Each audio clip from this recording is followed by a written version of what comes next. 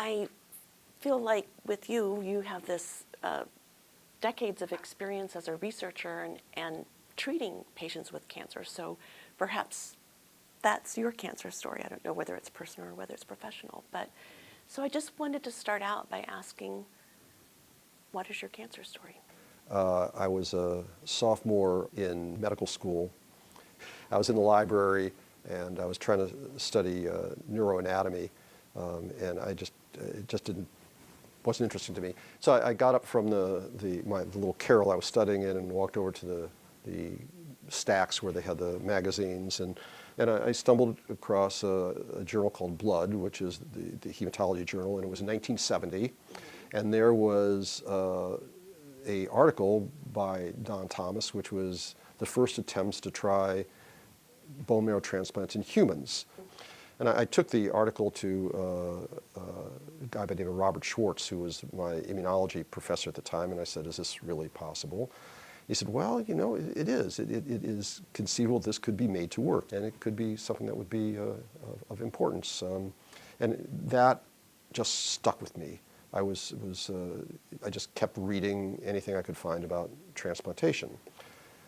The next year, I was on the wards, and there was a woman. We were transfusing her, and she was in her 30s. She was not an old woman. She had 2 young kids, and her blood counts were just so low.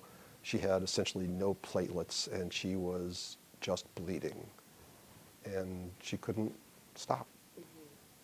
You know, and it was so sad, and you just thought, you know, if we could make bone marrow transplant work, you know, you could potentially cure this disease.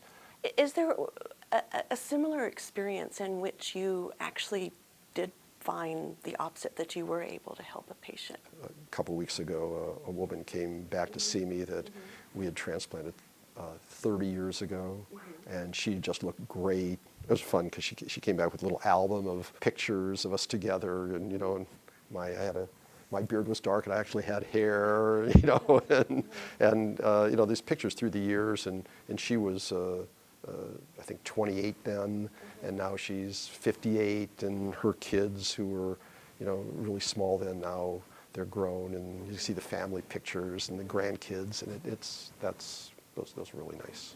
Do you sometimes wish you could go back to that first patient in medical school? No, those patients stick with you, and you wish you could turn back time and help them, but hopefully, you know, all the advances we made are going to make that so much better for the next patient.